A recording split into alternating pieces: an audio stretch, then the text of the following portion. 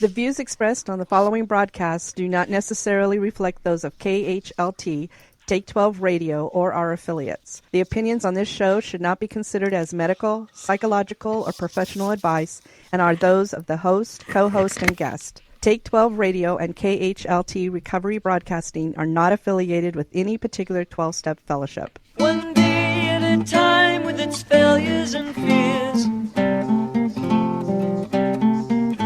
with portion of pain and burden of care, we must meet.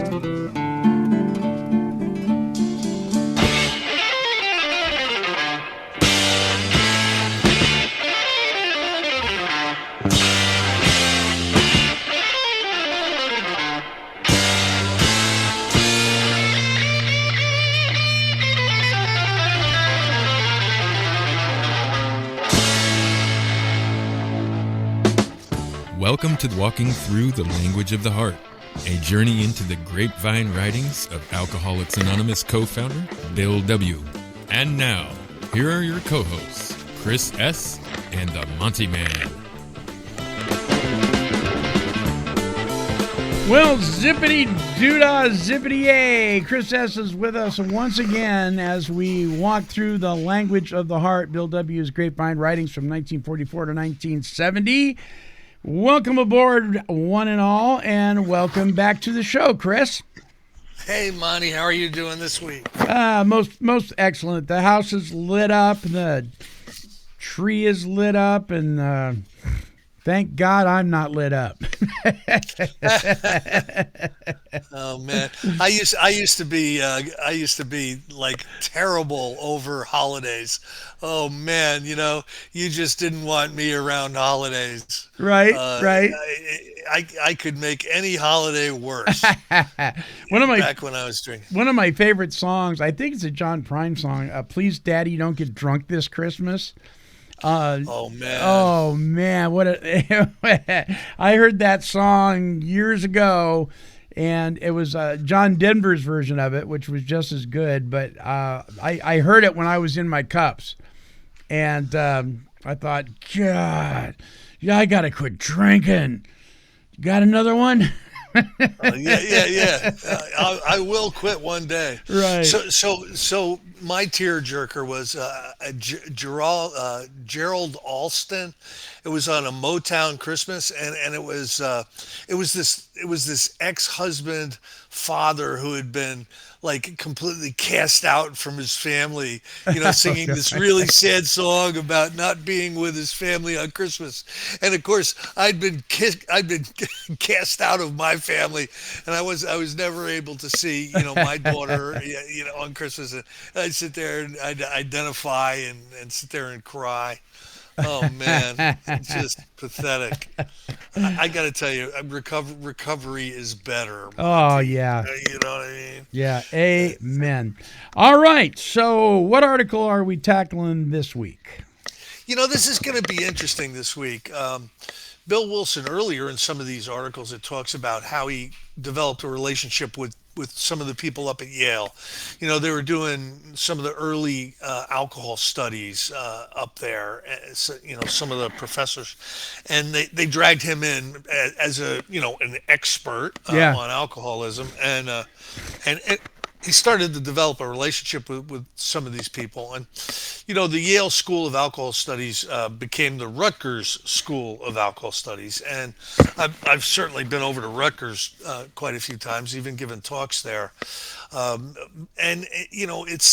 It's not really recovery related. It's more what is the science of alcohol? How does alcohol affect a body? What are some of the characteristics of drunkenness? And the capacity of alcohol to cause trouble with certain people. So Bill, most of these articles that we've been reading were basically penned for the fellowship, fellow travelers in recovery. And this is going to be different. This is Bill, talking to some very learned researchers up at Yale. So now I think I've read these because it's in a pamphlet. but it's been probably 20 years, so I don't really remember what's in them. But I know that I know they're gonna be interesting. Was he invited to speak up there? Is that how this all got started? I think he was asked to do a couple of lectures. Whether what we're reading is, his transcribed lectures or not, he certainly, Yeah. did give some talks up there. Very interesting story. Your friend and mine, Rick O, the Bulldog. Yes. When Dr. Bob's papers were being auctioned off by some of his children, Rick communicated with somebody who had some extra cash, and they came up with the idea of actually purchasing these things and then donating them to Yale. Oh, Because wow. David Lewis, I believe his name was, just a legend in alcoholism. He passed a couple of years ago, but they knew him really well, and they knew that Yale would take care of these things. So I know some people that have gone up there and tried to browse around in the archives for some of this stuff. And Yale has been kind of important to Alcoholics Anonymous, back when. So anyway, this is February 1978. I think this is an introduction. And then it goes back to the early 50s, the letters. So let's give it a start. We're on page 205 of Language of the Heart. Bill W., the Bill W. Yale Correspondence. Early in 1954, Bill W. declined an honorary degree of Doctor of Laws offered by Yale University. Now, I got to stop right here now. I'm going, did he though?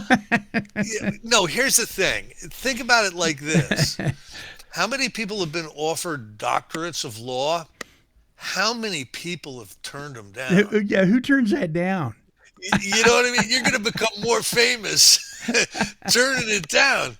And so everybody gives Bill all this credit, for saying, no, I don't want to be Time Man of the Year. No, no. And he's become more famous by being the one guy, like in history, to say no. Anyway, following is the correspondence between Bill and Reuben H. Holden, then secretary of the university. The exchange of letters followed a personal visit to Bill from Mr. Holden and Professor Sheldon Bacon in January 1954. All right, so this letter is from Reuben Holden, and it's penned in January 21st, 1954. Dear Mr. Wilson, I'll go ahead and say it. I enclose a suggested draft of a citation which might be used in conferring upon you the proposed honorary degree on June 7th. If your trustees approve this formula, I should then like to submit it to the Yale Corporation for their consideration. The wording can be considerably improved. We shall work on that during the next few months, but in every instance, we shall be sure it has your unqualified blessing. Thanks for your hospitality on Tuesday and for your thoughtful consideration of our invitation. Very sincerely yours, Reuben A. Holden. Let's see what Bill says to that. Yeah. This is Bill back. Co-founder Bill WW, co-founder of Alcoholics Anonymous. For 20 years, this fellowship has rendered a distinguished service to mankind. Victory has been gained through surrender, fame achieved through anonymity, and for many tens of thousands, the emotional, the physical, and the spiritual self has been rediscovered and reborn. This non-professional movement, rising from the depths of intense suffering and universal stigma, has not only shown the way to the conquest of a morbid condition of body, mind, and soul, but has invigorated the individual, social, and religious life of our times. Yale takes pride in honoring this great anonymous assembly of men and women by conferring upon you a worthy representative of its high purpose, the degree of Doctor of Laws, submitting you to all its rights and privileges. Okay, this was This was what they were going to What they were going present to to present. Bill Yeah. prior to him getting the Doctors of Law. This is Bill writing back, and this is the majority of what we're going to read tonight. Okay, February 2nd, 1954. Dear Mr. Holden, this is to express my deepest thanks to the members of the Yale Corporation for considering me as one suitable for the degree of Doctor of Laws. It is only after most careful consideration with friends and with my conscience that I now feel obligated to decline such a mark of distinction. Were I to accept the near-term benefit to Alcoholics Anonymous and to legions who still suffer, our malady would no doubt be worldwide and considerable. I am sure that such a potent endorsement would greatly hasten public approval of AA everywhere. Therefore, none but the most compelling of reasons could prompt my decision to deny Alcoholics Anonymous an opportunity of this dimension. All right, so now this is the reason. The tradition of Alcoholics Anonymous, our only means of self-government, entreats each member to avoid all that particular kind of personal publicity or distinction which might link his name to our society in the general public mind. AA's Tradition 12 reads as follows. Anonymity is the spiritual foundation of all our traditions, ever reminding us to place principles before personalities. Because we have already had much practical experience with this vital principle, it is today the view of every thoughtful AA member that if, over the years ahead, we practice this anonymity absolutely, it will guarantee our effectiveness and unity by heavily restraining those to whom public honors and distinctions are but the natural stepping stones to dominance and personal power. So you and I have talked about the principle of anonymity, Monty, and it's one of those traditions or principles that gets misunderstood, and really to understand it, you need to understand the context. You need to understand what Bill was trying to do when this was developed. There was a couple of reasons. One of the reasons was he knew that there was going to be media attention on Alcoholics Anonymous, and that would bring in a deluge of requests for help, and they really wanted to be anonymous, to not attach their name to this thing for a number of reasons. And only later on did they start to see the wisdom of anonymity in the way we see it today, in kind of an ego deflation type of a perspective. None of us, every one of us gets one vote in the business meeting. Yeah. And if we get a shot of big shotism, or grandiose, we start being grandiose and think that our status is above other people. What's going to happen is that's part of the deterioration of a spiritual condition. So when that starts to happen to people, if they're alcoholic, that's troubling.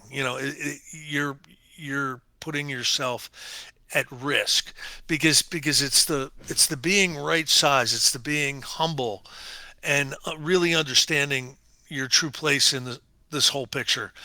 That is the safe spot for us.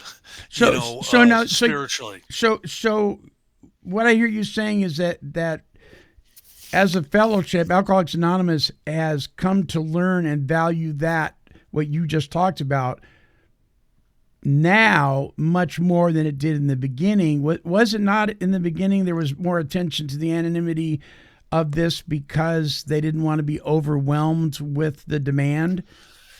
It was that, and that there was monstrous amounts of relapse, and as there always is, Yeah. in Alcoholics Anonymous. And if somebody comes in and starts blabbing from the rooftops. Let's say they're a famous person or something, that they're in AA, and 5 minutes later they're drunk. It's going to give AA a black eye. So this principle kind of transformed over the years, and the spiritual part became, I think, as important, if not more important, than the practical part.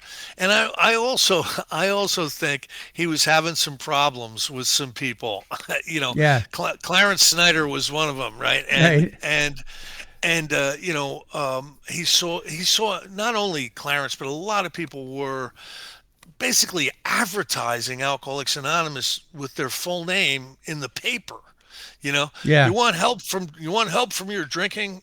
Call Albert. Whipple Touch. Here's the phone number, and all that is can be dangerous, because what if Albert gets drunk? So it was a protective mechanism, and today, I think we all really try to embrace this, as more of a personal spiritual principle. Sure. You know, Yeah, absolutely. so like other sober men and women, we AAs look with deep appreciation upon the vast power struggle about us. A struggle in myriad forms that invades every level, tearing societies apart. I think we AAs are fortunate to be acutely aware that such forces must never be ruling among us, lest we perish together. And I wish he could see America today. If he thought it was crazy in 1954, Right? Wow. it was a sleepy little bedroom country in 1954 compared to what we're going through now. Yes, sure. The tradition of personal anonymity and no honors at the public level is our protective shield. We dare not meet the power temptation naked. Of course, we quite understand the high value of honors outside our fellowship. We always find inspiration when these are deservedly stowed and humbly received as the hallmarks of distinguished attainment or service. We say only that in our special circumstance, it would be imprudent for us to accept them for AA achievement. For example, my own life story gathered for years around my implacable pursuit of money, fame, and power, anticlimaxed by my near sinking in a sea of alcohol. Though I survived that grim misadventure, I well understand that the dread neurotic germ of power contagion has survived in me also. It is only dormant, and it can again multiply and rend me, and AA too. Tens of thousands of my fellow AAs are temperamentally just like me. Fortunately, they know it, and I know it. Hence our tradition of anonymity, and hence my clear obligation to decline this single honor with all the immediate satisfaction and benefits it could have yielded. He's really given a good explanation to the Yale people. Hopefully they're going to, I'm sure they understood and accepted that. And he's speaking to a character defects within him that are dormant, that go deeper than just a problem with booze. Bill was really always really honest about his shortcomings. Yeah. And every once in a while he'd get a critical letter from somebody, and he would say, listen, dude, you're assuming that I've placed myself on some pedestal. I have not. Right. I am as fallible as anybody. I make a million mistakes. I do. We claim spiritual progress, not spiritual perfection. We fall short in word, thought, and deed every single day. And he was really honest with those things. He was honest about his depression. He was honest about a million different things. And I think that's really part of humility. Yeah. The spiritual awakening, I believe, is one of the characteristics of a spiritual awakening is seeing things clearly.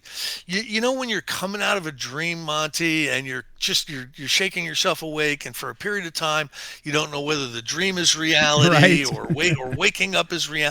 And then you come to, and you're lying in your bed, and you're aware, you're mindful, you're awake.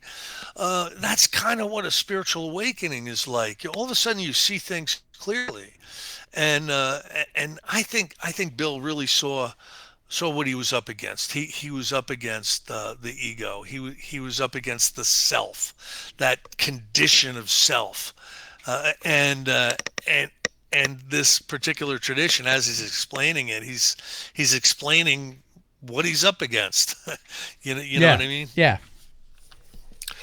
True, the splendid citation you propose, which describes me as WW, does protect my anonymity for the time being. Nevertheless, it would surely appear on the latter historical record that I had taken an LLD. The public would then know the fact, so while I might accept the degree within the letter of AA's tradition as of today, I would surely be setting the stage for a violation of its spirit tomorrow. This would be, I am certain, a perilous precedent to set. And I still think he's not dumb. He knows he's going to be more famous for saying no. Sure. Listen, if he would have been given this award in 1954, we'd forget about it all. The fact that True. he turned it down, Yeah. that's legendary. So anyway, And thus you know- and thus is our gift of manipulation. yes, yeah, and he'd probably be honest about that too. He probably would be. Though it might be a novel departure, I'm wondering if the Yale Corporation could consider giving AA itself the entire citation, omitting the degree to me. In such an event, I will gladly appear at any time to receive on behalf of our society. Should a discussion of this possibility seem desirable to you, I'll come to New Haven at once. Gratefully yours, William G. W. All right, so this is them writing Bill back. Dear Mr. W., I have waited to respond to your letter of February 2nd until we had a meeting of the Conference on Honorary Degrees, which has now taken place, and I want to report to you on behalf of the committee that after hearing your magnificent letter, they all wish more than ever they could award you the degree, though it probably, in your opinion, isn't half good enough for you. In our opinion, it isn't half good enough for you. That's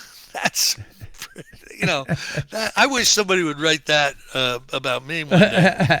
Wouldn't that be Anyway, nice? the entire committee begged me to tell you in as genuine a way as I can how very deeply they appreciated your considering this invitation as thoroughly and thoughtfully and unselfishly as you have. We understand completely your feelings on the matter, and we only wish that there were some way we could show our deep sense of respect for you and AA. Someday, the opportunity will still come. Will surely come. So it looks like they're not going to be able to do that because it's a how do you give an honorary educational degree to a society? Meanwhile, I should say that it was also the feeling of the committee that honorary degrees are like knighthoods bestowed on individuals, and that being the tradition, it would seem logical that we look in other ways than an honorary degree award for the type of recognition that we should like to give the organization in accordance with the suggestion you made in your last paragraph. I hope this may be possible. I send you the warmest greetings of the president of Yale University and of the entire corporation, and assure you of our sincere admiration and good wishes for the continued contribution you are making to the welfare of this country. Cordially yours, Reuben A. Holden. So Bill and AA didn't get the degree. There was a lot of stuff like this going on in the 50s. It seemed. Alcoholics Anonymous's reputation, the way people viewed AA was at its peak. There were some movies in the 50s, Monty, that really showed AA in a great light. Although they didn't delve really deep into, what we are and who we are, there would be scenes where the AAs would come and drag the drunk off and get him well. They almost look like in what's that one? I finally watched it. You kept telling me about it. Come Back Little Sheba.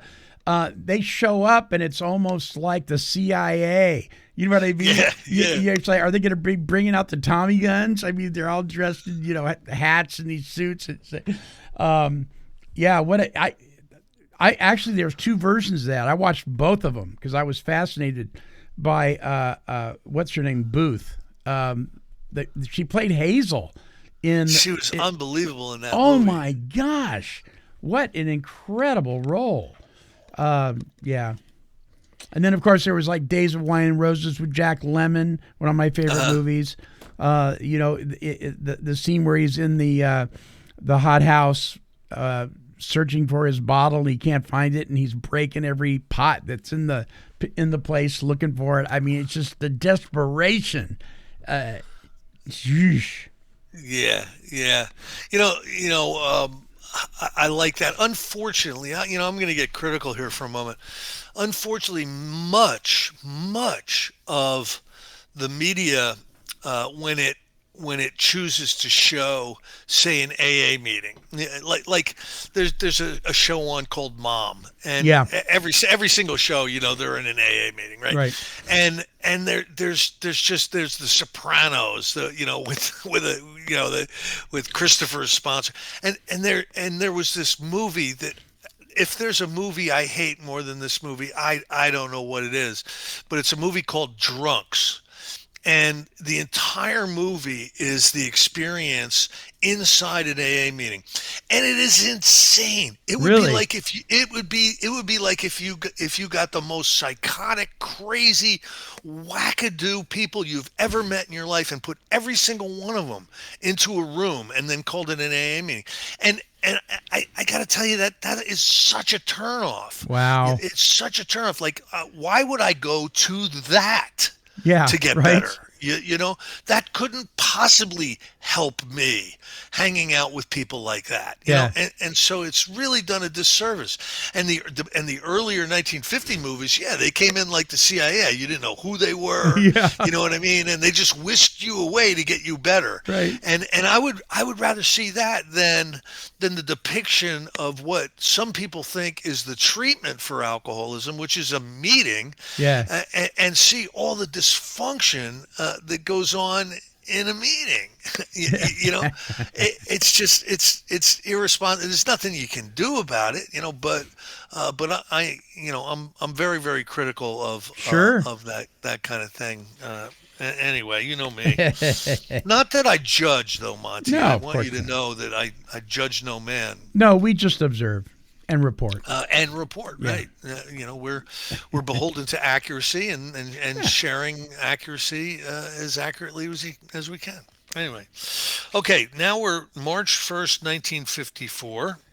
It's a month later. Dear Mr. Holden, your letter of February 8th, in which you record the feelings of the Yale Corporation respecting my declination of the degree of Doctor of Laws, has been read with great relief and gratitude. I shall treasure it always. Your quick and moving insight into AA's vital need to curb its future aspirants to power, the good thought you hold of me, and your hope that the Yale Corporation might presently find the means of giving Alcoholics Anonymous a suitable public recognition are something for the greatest satisfaction. Please carry to the president of Yale and to every member of the board my lasting appreciation. Devotedly yours, Bill W. So now that's it. That's the first set of correspondences with Yale. The Yale lectures are what I remember reading, Monty, and I'm not even sure they're in this book, but if they are, we're gonna get to them, and they're fascinating. In the Yale lectures was the first time Bill Wilson basically said you cannot be a member of Alcoholics Anonymous if you're not an alcoholic. Yeah. And though we would really love to be able to help the drug addicts, we've tried that, and it's really not fair to them for us to allow them to think that we can be of much help. That's basically the tone of his lectures in Yale, and some of that came out and was put into the pamphlet Problems Other Than Alcohol, and that's some of the most controversial writing Yes. Bill Wilson has, because listen, and I know that the gray area of between alcoholism and drug addiction has been been remarkably changed since, the 1950s or 60s.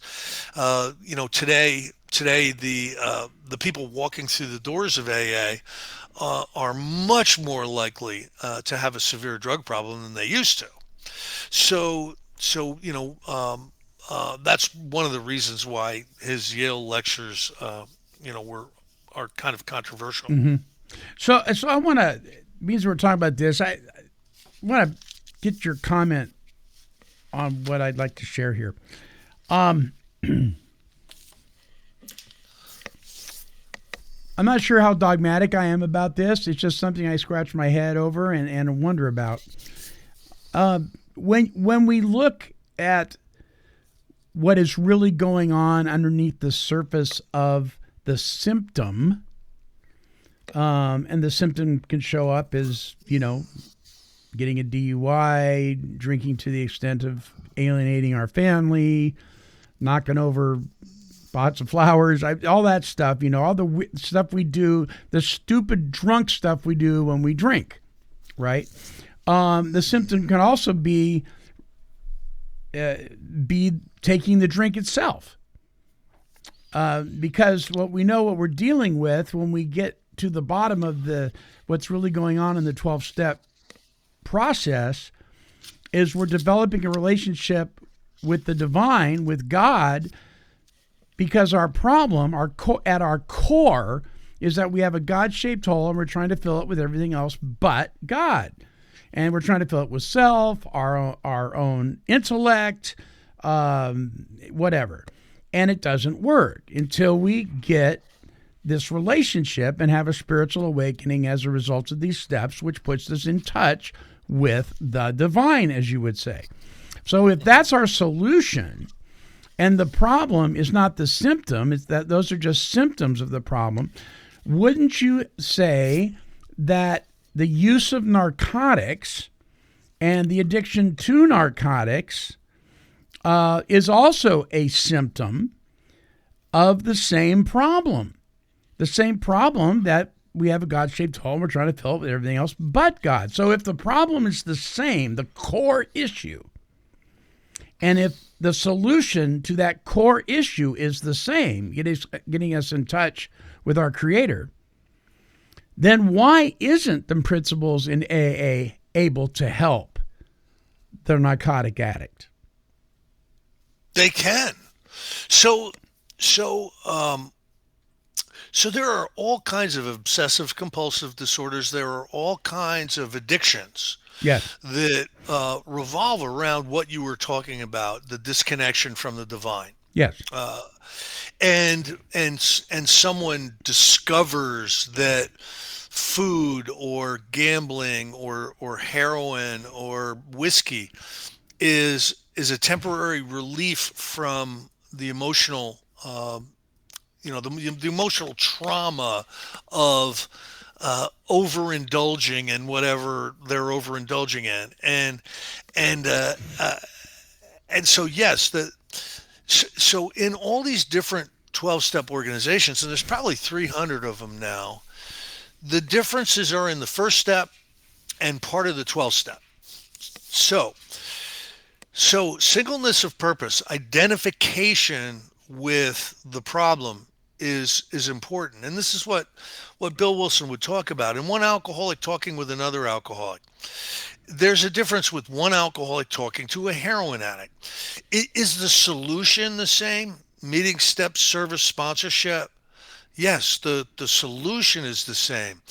But that immediate identification of having the same problem is important, because it builds a trust. It builds a faith that the individual that you're working with has been where you are almost exactly and has gotten out. I'm going to listen to this person. So the first part of the first step, which is we admitted we're powerless over alcohol.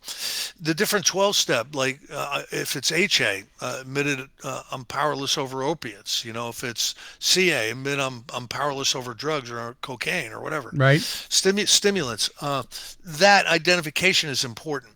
And then in the 12-step, carry this message to other alcoholics, carry this message to other crack addicts, carry this message to other opium users, carry this message to other gamblers. That's important too.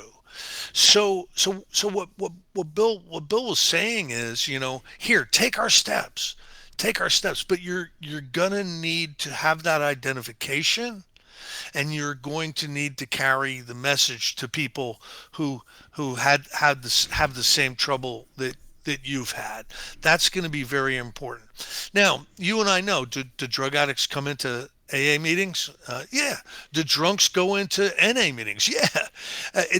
Is there the tradition police, that interviews them, and, like it's an immigration office, and, tries to find out like why you're here?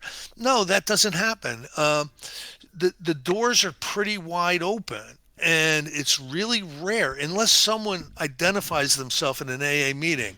Hi, my name's Chris. I'm an addict. Every Right. once in a while, if something like that happens, if they're right out of rehab and they don't know any better, what's going to happen is somebody's going to come up to them after the meeting and pounce on them about singleness of purpose. So that can happen. Are there people who are drug addicts who admit they're alcoholics to go to AA? Yes. Yes. Do I have a real big problem with that? Not me. I'm certainly Yeah. gonna choose my fights, and if you're not causing trouble, or you're not sponsoring people by giving them bad information or something, I'm gonna have no problem with you sitting in the room. But if I'm working with you one on one and taking you through the steps, we're going to cover the first step. We're going to cover the first step. And if I find out that really you're not an alcoholic, you're something else, then I can choose to work with you or not from that point forward. I can say, hey, uh, it really looks like your core addiction, or your core illness is such and such, and there is a 12-step fellowship that specializes in that. I would recommend that you give that a try. You'd probably be able to identify better than in AA. But if I find out you're an alcoholic and you've asked me for help, I gotta help you. you, Yeah. you, you know, Yeah. Yeah. but if you're not, I can help you if I want. I Sure. can try to take you through the steps if I want. I've tried to do that a million times. It usually isn't very successful, but I don't necessarily have to. It's Yeah. not Yeah. it's not spiritually incumbent upon me to do so. What I have witnessed here in this area of the country is there seems to be quite a few folks that are narcotic addicts. I'm going to say that the majority of them that I know, they may not be alcoholic by definition, but alcohol would be a slippery slope for them because it's a mind-altering substance, right? And Yeah. according to the NA principles, we must abstain from all drugs in order to recover. They're adamant about that. But what I hear a lot is I started going to AA because there just seems to be a lot more maturity there. There's more focus on the steps. There's more focus on actually applying and implementing the principles in them, and there's more of a spiritual connection there. I can't identify in NA because there's just a lot of drug talk and this and that and the other thing. And I'm like, well, welcome aboard then. I have sponsored people that have no problem using, I'm powerless over opiates in place of alcohol. But I'm going to take them, me personally, I'm going to take them through the big book of Alcoholics Anonymous. And I'm going to make it very clear to them, that's for me to take you through the basic text of Narcotics Anonymous. That would be being dishonest with you. That's not where I grew up. You know what I mean? And so I can only pass on to you what has been taught to me. So this is what I'm going to do. I'm going to go through here. Now, if you don't have a problem, filling in the blank there, replacing alcohol with the word fentanyl, then fine, because I think the solution is the same thing. But yeah. Yeah, I want to tell a quick story because it was so revelatory to me. It really helped me understand something and become much more tolerant. And it's a story of a man named T.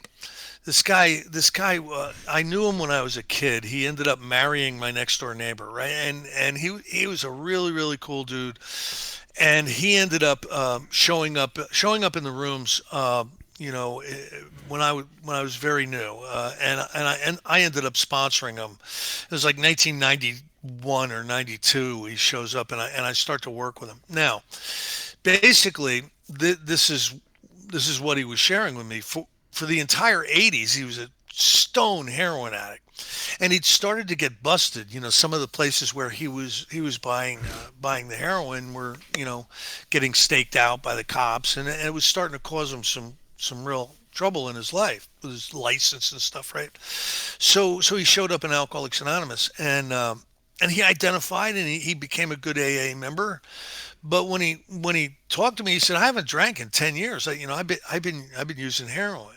Now, when I got deeper into his story, when he shared inventory with me and he shared his life story with me, this is what he told me. He started drinking really heavily around 1970, and by the mid 70s he was drinking a case and a half of beer every day, and using, shooting hard liquor shots on top of it. He was a painter, so he'd be able to drink all day long. Some of the people in construction in the 70s, there were a lot of people who started drinking at breakfast and drank all day long, and he was one of those guys. And what happened is his liver started to blow out. He started to go to the doctor, and he had a big, huge, swollen liver.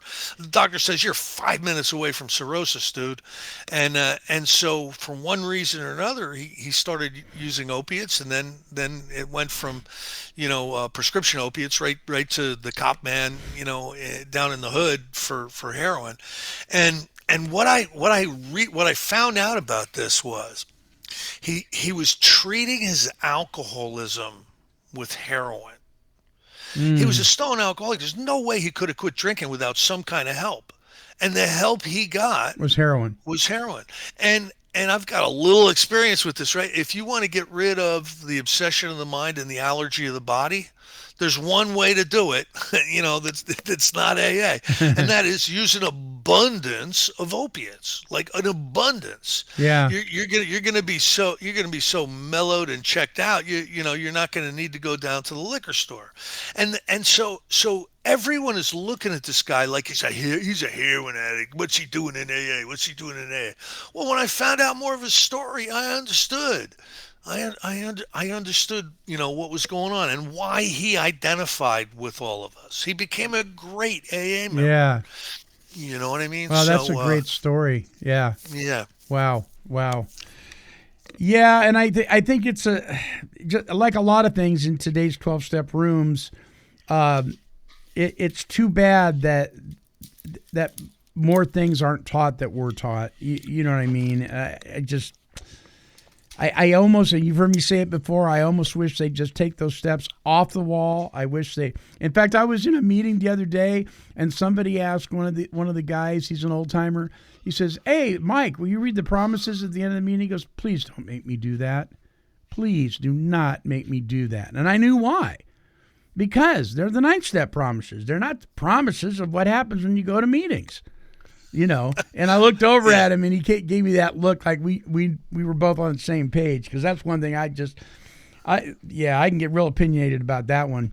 I think we did a whole show on that one time. And I'm not a ginormous fan of the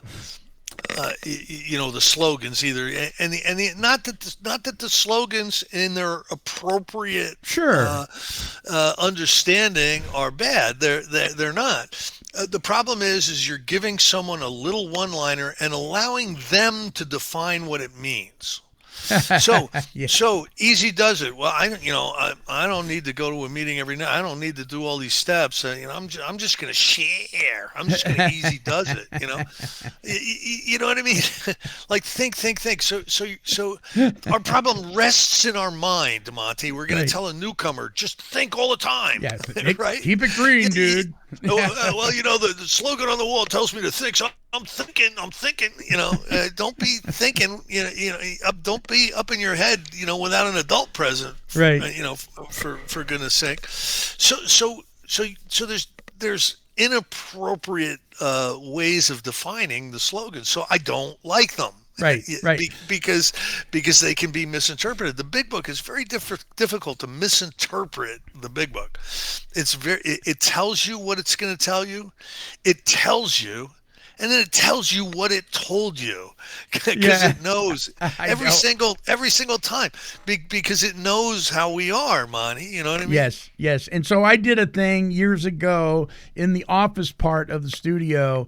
I have those the black and red slogans, that are written in Old English, right, up on the wall with the think upside down, which is common in some meetings, more out that way than out here. But I did it for the purpose of so people would ask me what in the heck that was for. And so I was able to tell them. I'm always able to tell them the story about the whole IBM thing and the stuffing of the envelopes and why think is an upside down way of thinking.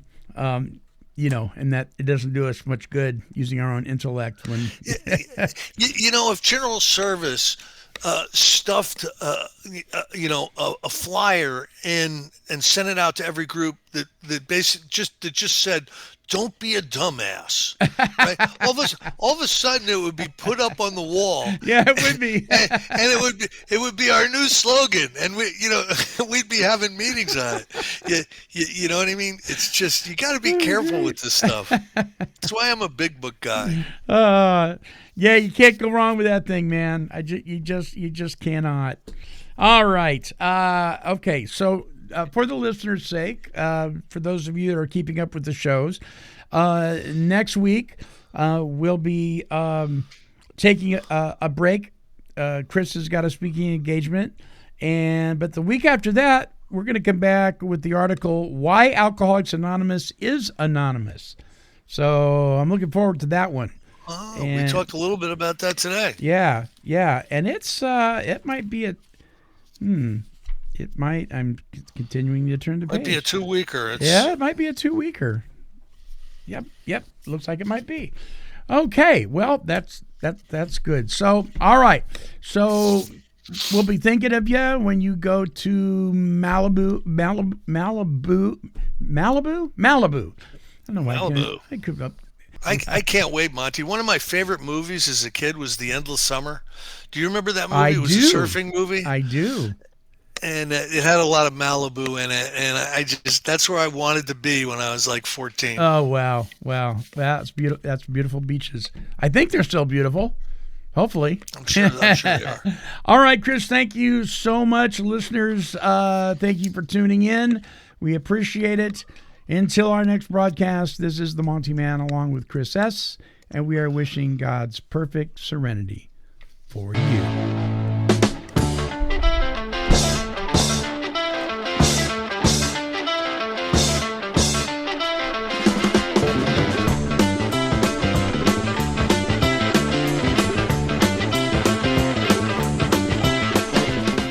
For more recovery workshops with Chris S. and the Monty'man, visit our website at take12radio.com and click on the Recovery Workshops banner.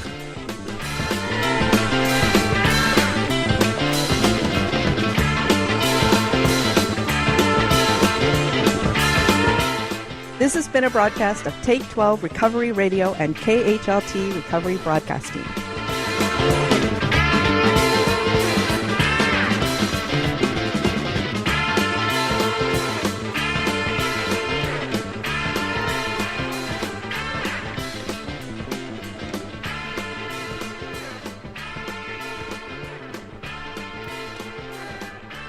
This has been a Chicken and a Pig production. Kitty, kitty, kitty, kitty. Meow, meow, meow. Woof.